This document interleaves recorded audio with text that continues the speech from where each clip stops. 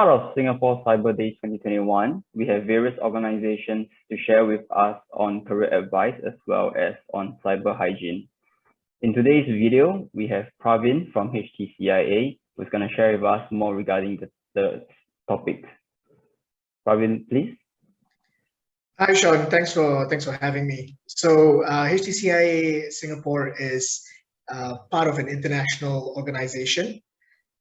The Singapore chapter has been open in Singapore for the past 5 years, but HTCIA itself has been around for decades.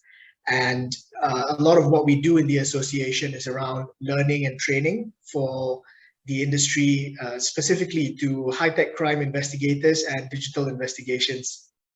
So moving on, we'll be talking about cyber hygiene as well as cyber citizenship. So to start off, would you like to describe what is the cyber world? The cyber world is really the online environment in which people involve, interact, and influence each other through the use of digital media. Well, what is cyber citizenship?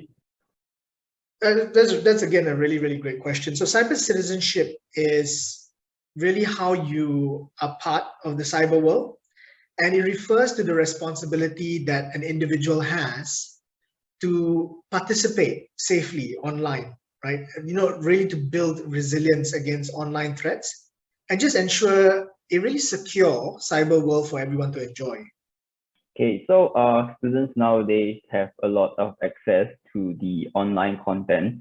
So how do you think students should handle such online content? I would always go back to that old adage of trust but verify, right? And the great thing about the internet is the instantaneous access of vast amounts of information and content. However, it is very easy to be pulled in by a single passionately written article or post that provides a really skewed or biased view, right?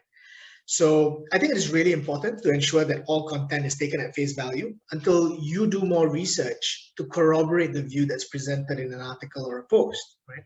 More often than not, the view in a single article or a single post is usually very unbalanced.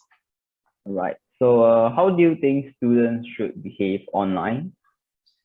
As they would in the real world. I mean, oftentimes I think people like to hide behind the anonymity that the internet offers, and they behave very differently to how they would in normal society, right? I think it's very important to understand that going online means being a part of society, and the same behaviors and rules that you follow in normal society should really be reflected online as well.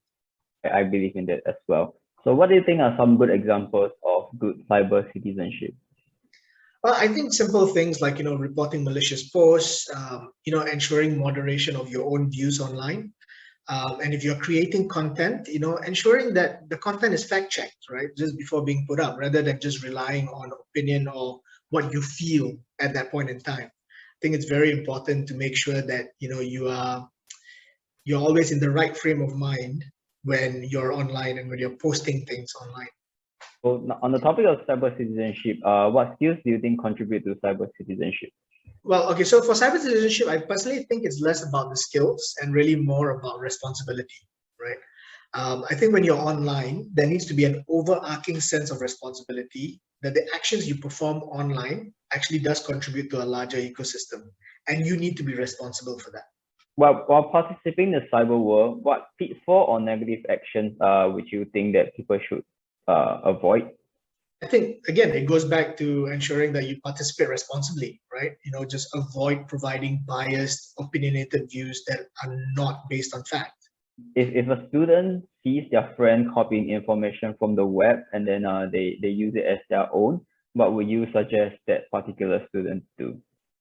But in such a circumstance, the hope is that a conversation with the friend would stop the friend from using that information, and again, prevent such behavior from moving forward, right? I mean, if you do see a friend who's doing something that's not particularly right, you always hope that just a simple conversation rather than having to report the friend works better than just going through a formal disciplinary route, right? So again, I think if you see a friend doing something like that, it's just best to just have a conversation.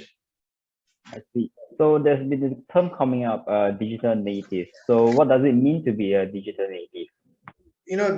digital native is a really interesting term, and I think it's really about someone who's grown up in the technology world and is really just surrounded by the rapid growth of technology in this day and age.